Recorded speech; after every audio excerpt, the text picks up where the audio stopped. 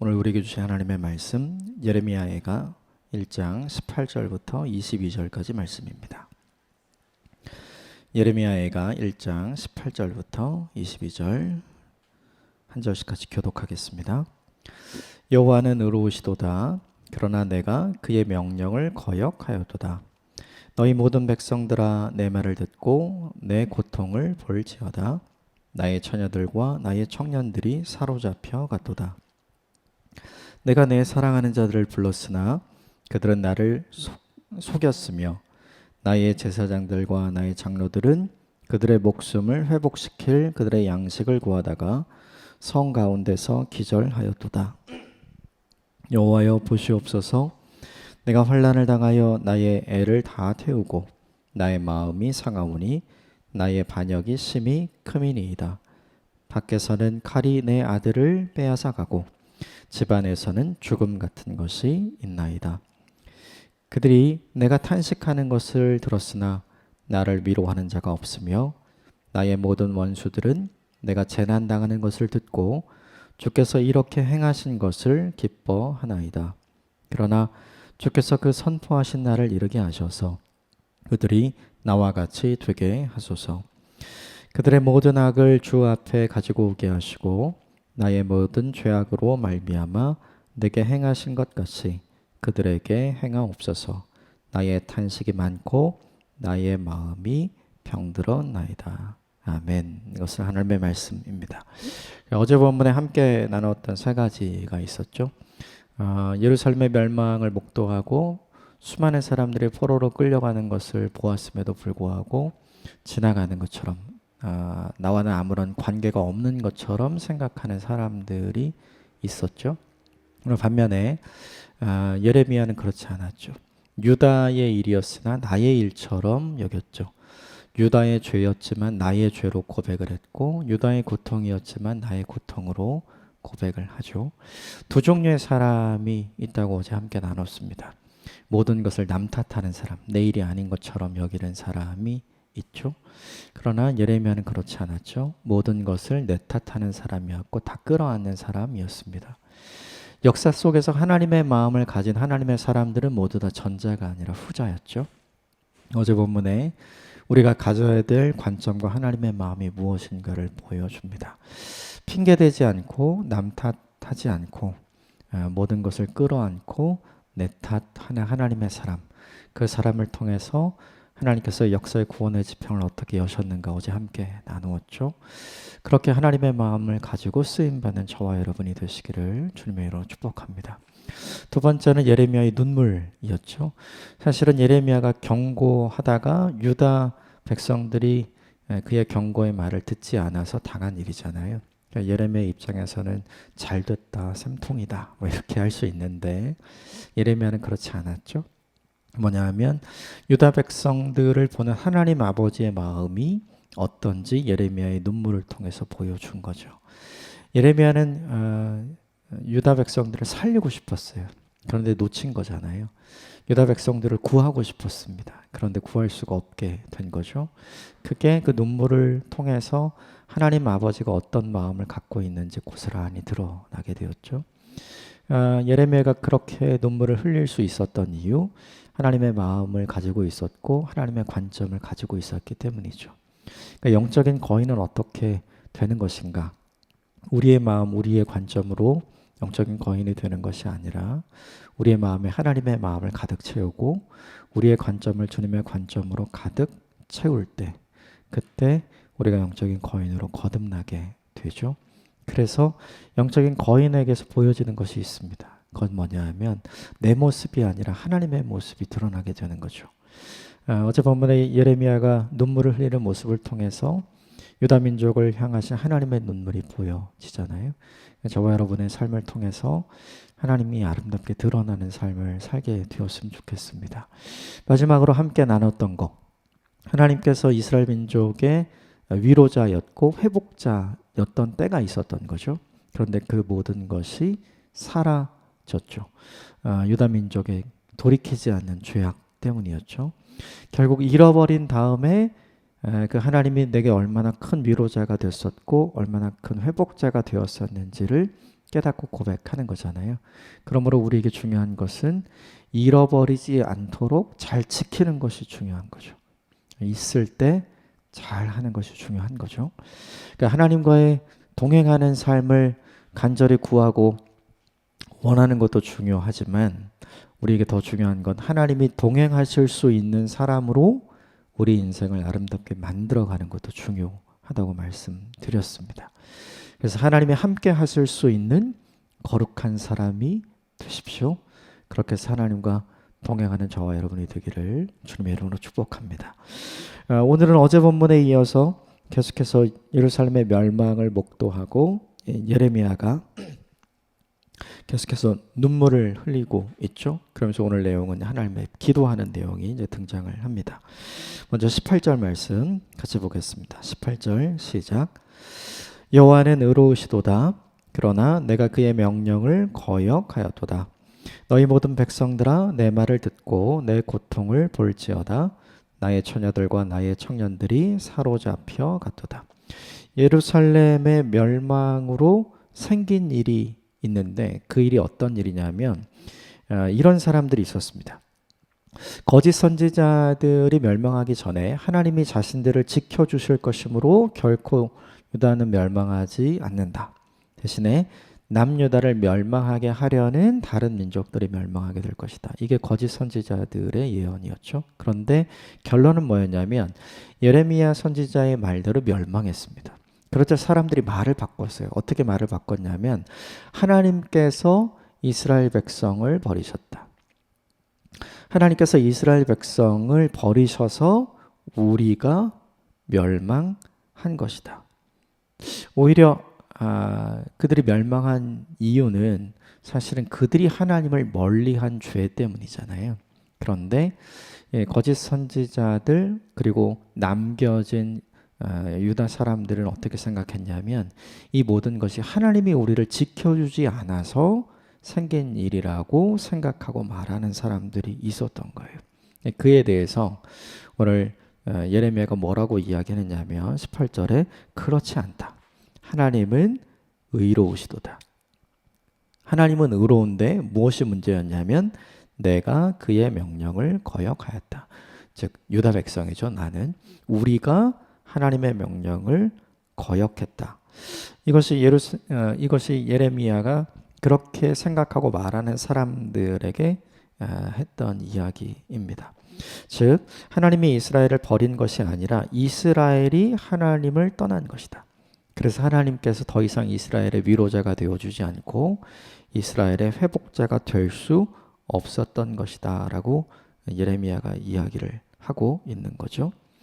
이것을 보면 사람들은 늘 자기 입장에서 말하고 자기 입장에서 생각하고 자기 입맛대로 해주지 않는 하나님을 탓하는 것 같아요.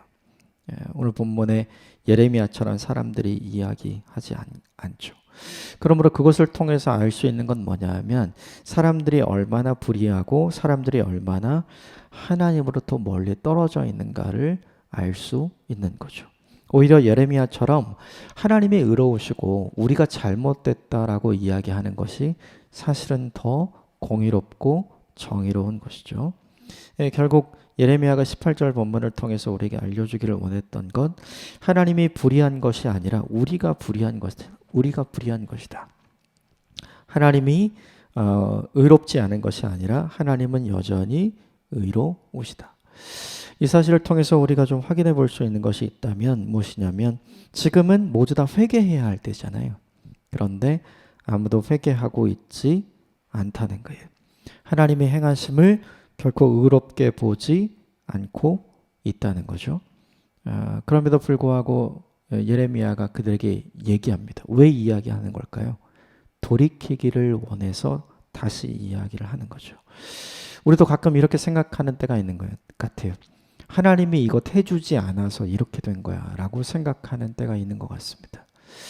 하나님이 내 기도를 들어주지 않아서 하나님이 내게 기회를 주시지 않아서 그런데 우리는 그럴 때일수록 고백해야 되는 게 있죠. 예레미야처럼 하나님이 행하시는 일은 언제나 의롭다. 하나님이 내게 베풀어 주신 것은 언제나 선하다. 하나님이 징계 한복판으로 이스라엘을 던져버리신 것이 아니라 그들 스스로 빠져든 것이라는 걸 우리가 알고 있잖아요. 우리 인생에도 그대로 적용해야 할 것 같습니다. 회개해야 할 때에는 무엇을 해야 되냐면 하나님 탓을 해야 될 것이 아니라 회개하는 일이 필요하고 자복하는 일이 필요한 거죠. 그 회개하고 자복하기 위해 가장 먼저 고백해야 할 일을 인정해야 할 일이 뭐냐면 하나님이 행하신 모든 일은 의로우시다라고 고백하고 인정하는 일이 우리에게 필요합니다. 그럴 때 나 자신을 돌아보게 됩니다. 우리는 모두 다 이 말씀을 좋아합니다. 하나님은 모든 것을 협력해서 선으로 이루어 가신다. 우리는 그 말을 신뢰하고 그 말을 믿습니다. 그 말이 주는 희망과 그 말이 주는 소망을 우리는 품기를 원합니다. 근데 정말로 과연 그런가? 정말로 그 소망을 갖기 위해 필요한 것이 뭐냐면 인정하는 것이잖아요. 예레미야가 선포했던 것 중에 하나는 이것입니다. 70년이 되면 회복하게 될 것이다. 희망의 메시지, 소망의 메시지도 선포했거든요. 그러나 남겨진 유다 백성들은 그 70년을 받아들이지 않는 것이죠. 곰곰이 생각해 볼 필요가 있어요. 이 태도가 우리의 태도는 아닌가? 혹시라도 하나님 탓하고 있다면 우리의 태도를 바꿔야 하는 것이 옳습니다. 왜냐하면 우리는 잘못될 수 있지만 하나님은 그럴 수 없습니다. 하나님은 언제나 옳으시기 때문입니다. 이것을 인정하는 것이 믿음이고요. 이것을 인정하는 것이 회개의 시작입니다.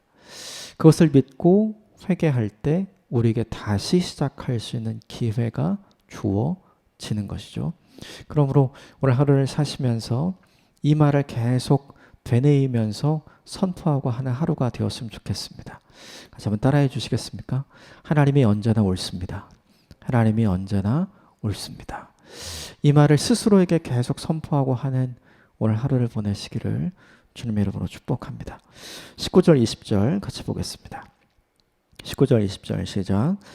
내가 내 사랑하는 자들을 불렀으나 그들은 나를 속였으며 나의 제사장들과 장로들은 그들의 목숨을 회복시킬 그들의 양식을 구하다가 성 가운데서 기절하였도다.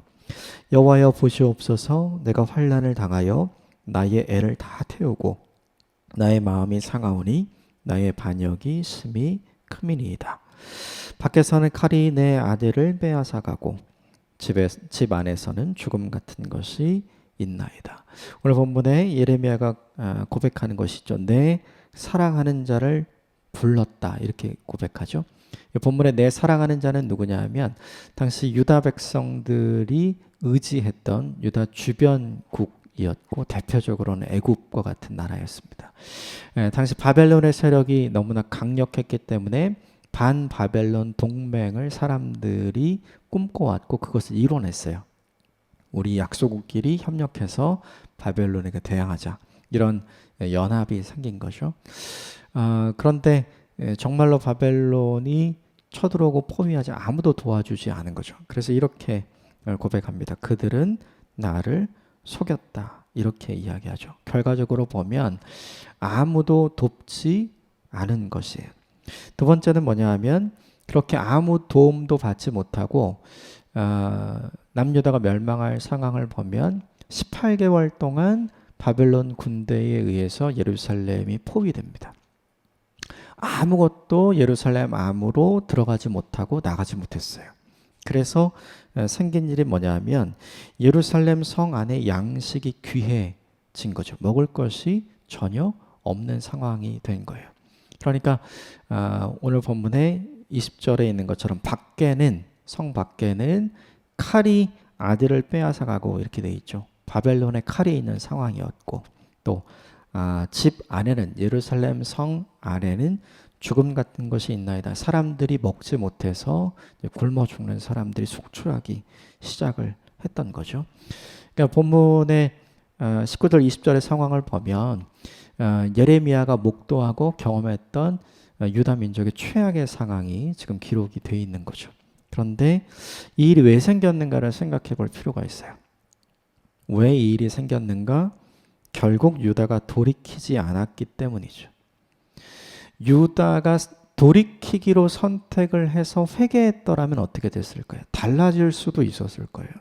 그런데 결국 유다 백성들이 돌이키지 않기로 결정합니다. 예레미야가 끊임없이 애굽을 의지하지 말고 하나님을 의지해라. 그래서 하나님께서 말씀하신 대로 바벨론에게 항복하라 이렇게 얘기하거든요. 그런데 아무도 그 이야기를 듣지 않았어요. 왕으로부터 선지자에 이르기까지 그리고 백성들에 이르기까지 아무도 예레미야의 경고에 귀를 기울이지 않고 결국 예레미야가 이야기하는 것을 선택하지 않았죠. 그 결과로 남은 것이 무엇이냐면 19절 20절에 나오는 처참한 상황인 거예요. 이것이 우리에게 주는 메시지가 있습니다. 그것이 뭐냐면 결국 나의 선택이 내 삶의 결과로 남는다는 거죠. 내가 무엇을 선택하느냐에 따라서 내 인생의 내 선택의 결과가 남는 거예요. 하나님께로 돌이키는 선택을 했더라면 다른 결과가 나왔을 수도 있어요. 그런데 하나님께로 돌이키지 않는 다른 선택을 했기 때문에 오늘 이 결과가 온 것이거든요. 그럼에도 불구하고 남겨진 유다 사람들은 어떻게 얘기합니까? 하나님이 나를 지켜주지 않아서 이 모든 일이 생긴 것이야 라고 하나님 탓만 하고 있었잖아요. 참 이상하죠? 그런 사람들을, 그런 시각과 그런 마음을 가진 사람들을, 그렇게 생각하고 그렇게 보는 사람들을 하나님은 살리고 싶어 했다는 게 참 이상해요. 우리가 생각하는 것 이상으로 하나님의 마음은 깊고 넓고 큽니다. 내가 경험한 것 이상으로 하나님의 사랑은 끝이 없다는 걸 알게 되는 거죠. 그래서 우리의 선택 가운데 중요한 건 뭐냐 하면 나보다 나를 더 위하시는 하나님, 그분을 염두에 두고 내 인생에 무엇을 선택해야 모든 것이 협력해서 선으로 아름답게 이루어지는 결과가 우리에게 있을 거라고 믿습니다. 이 한 가지를 잊지 않으셨으면 좋겠습니다. 돌이켜야 할 때 돌이키지 않으면 그 선택으로 인한 모든 결과는 내가 책임져야 되고 그리고 그 모든 결과들은 내 삶에 고스란히 나타나게 된다는 거죠. 그것들을 보고 깨달을 수 있는 은혜가 있었으면 좋겠습니다. 그러나 오늘 유다 백성들에겐 그것들 모두를 보고도 깨닫지 못하는 어리석음이 있습니다. 이와 같이 되지 않게 되기를 주님으로 축복합니다. 21절 같이 읽겠습니다. 21절 시작. 그들이 내가 탄식하는 것을 들었으나 나를 위로하는 자가 없으며 나의 모든 원수들은 내가 재난당하는 것을 듣고 주께서 이렇게 행하신 것을 기뻐하나이다. 그러나 주께서 그 선포하신 날을 이르게 하셔서 그들이 나와 같게 하소서. 오늘 본문에 등장하는 그들은 유다 백성들의 동맹국, 애굽을 중심으로 한 애굽 주변의 에돔, 모압 뭐 이런 나라들을 이야기하는 거죠. 이런 나라들은 내가 탄식하는 것을 들었으나, 즉 내가 도와달라고 하는 거 그거 다 들었지만 결국 어떻게 했냐면 나를 위로하는 자가 없으며 나를 도와준 자가 아무도 없었다는 거예요. 그리고 거기서부터 더 나아가서 나의 모든 원수들이 되었습니다. 그러니까 어제는 친구였는데 오늘은 원수가 된 거예요. 그리고 어제는 도와주겠다고 약속했는데 오늘은 그 약속을 파기했어요. 근데 거기서부터 멈추지 않고 그 원수들이 유다 백성들이 당한 것을 조롱합니다. 기뻐합니다. 오늘 본문에 주께서 이렇게 해가신 것을 기뻐하나이다 이렇게 이야기를 하죠. 그러니까 유다 민족의 슬픔이 그들의 기쁨이 된 거죠. 이 본문을 가만히 살펴보면 사람이 어떤가를 좀 보여주는 것 같아요. 어제는 친구였지만 오늘은 원수가 되고 적이 될 수 있는 관계. 어제는 도와준다고 철석같이 약속을 했지만 오늘은 상황에 따라서 그 약속을 철저히 외면하고 파괴하는 것이 사람이 아닌가. 그래서 본문을 보면 한 가지 깨닫게 되는 메시지가 있죠. 사람은 상황에 따라서 달라진다는 거예요. 그런데 예레미야가 굳게 믿고 있었던 것이 있었어요. 오늘 본문 21절 하반절에 이렇게 이야기하죠. 주께서 그 선포하신 날을 이르게 하셔서 하나님께서 회복시키게 하신다는 그 70년 그날에 이르게 하셔서 그들이 나와 같이 되게 하소서. 그들도 하나님 버려주십시오. 왜 이걸 하나님께 얘기하는 걸까요? 하나님은 변하시지 않기 때문에 이 이야기를 하고 있는 거죠. 사람은 어떤 상황에서도 변질될 수 있는 사람이지만 하나님은 어떤 상황에서도 변질되지 않는 신실한 분이기 때문에 하나님 그들도 이와 같이 되게 해주십시오 라고 고백하고 있는 거죠. 그러므로 두 가지를 알게 되는 것 같아요. 뭐냐 하면 사람은 언제든지 변할 수 있다. 그러므로 사람은 믿고 의지해야 할 대상은 아닌 거죠. 또 한 가지 있죠. 하나님은 언제든지 변하시지 않는다. 그러므로 변하시지 않는 그 하나님이 우리가 믿어야 할 대상이고 우리가 의지해야 할 대상이라는 것이 드러나게 됩니다. 우리가 어려움을 당할 때 이 두 가지가 다 드러나게 되는 것 같아요. 유다 백성이 어려움을 당하자 그 주변에 있는 나라들이 어떤지 다 드러났잖아요. 그리고 유다 백성들이 그 어려운 시기 70년을 보내고 하나님이 어떤 분인지 알게 되었잖아요. 그러니까 우리가 힘들고 어려울 때 내 주변에 있는 사람이 어떤 사람인가 알게 되는 것 같고요. 그리고 우리가 힘들고 어려운 시간을 보내면서 하나님이 어떤 분이신가 알게 되는 것 같습니다. 그 기간을 거치면서 우리가 사람을 더 의지하고 또 사람에게 더 매달리는 사람이 아니라 하나님을 더 의지하고 하나님께 더 매달리게 되는 하나님의 사람이 되었으면 좋겠습니다. 마지막 22절 보겠습니다. 22절 시작. 그들의 모든 악을 주 앞에 가지고 오게 하시고 나의 모든 죄악들로 말미암아 내게 행하신 것 같이 그들에게 행하옵소서. 나의 탄식이 많고 나의 마음이 병들었나이다. 나의 모든 죄악들로 말미암아 내게 행하신 것 같이. 이게 뭐예요?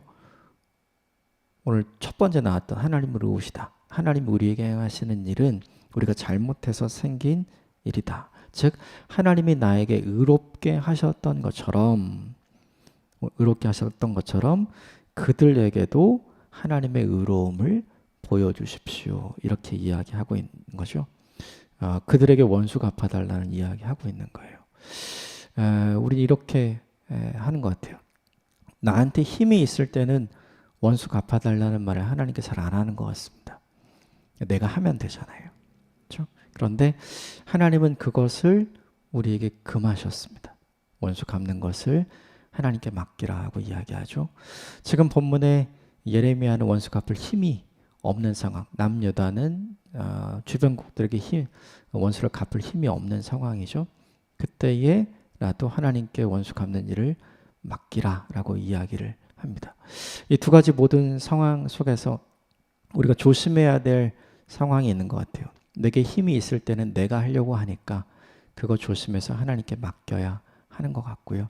또 내게 힘이 없을 때는 원수 갚는 일조차 포기하게 되는 일이 있잖아요. 그렇죠? 그런데 하나님께 하나님의 의로우심을 보여주십시오라고 의탁하고 고백하는 예레미야의 모습을 보죠. 힘이 있을 때나 힘이 없을 때나 하나님을 신뢰하고 하나님을 의지하고 하나님께 맡길 수 있는 저와 여러분이 되시기를 주님의 이름으로 축복합니다. 몇 가지를 함께 나누었습니다. 내 인생에 일어나는 어떤 일이든지 내게 해가 될지라도 하나님이 행하시는 일은 옳다. 이것을 잊지 않는 오늘 하루가 되었으면 좋겠습니다. 또 내가 선택한 모든 것이 내 인생의 결과로 남는다. 그래서 하나님 앞에서 바르게 선택하는 것이 우리에게 좋은 것이라는 것 잊지 않았으면 좋겠습니다. 사람은 언제든지 변질될 수 있지만 하나님은 언제라도 변함이 없는 신실하신 분이시다. 그래서 변질되는 사람을 믿고 의지할 것이 아니라 변함이 없는 하나님을 믿고 의지하는 저와 여러분이 되기를 바랍니다. 그리고 마지막으로 힘이 있을 때나 힘이 없을 때나 모든 것을 하나님 앞에 맡기는 믿음의 선택을 하는 하나님의 사람이 되시기를 주님의 이름으로 축복합니다. 함께 기도하겠습니다.